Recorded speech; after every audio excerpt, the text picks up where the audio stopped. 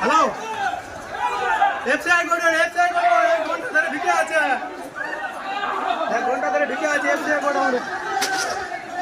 হ্যাঁ ভিতরে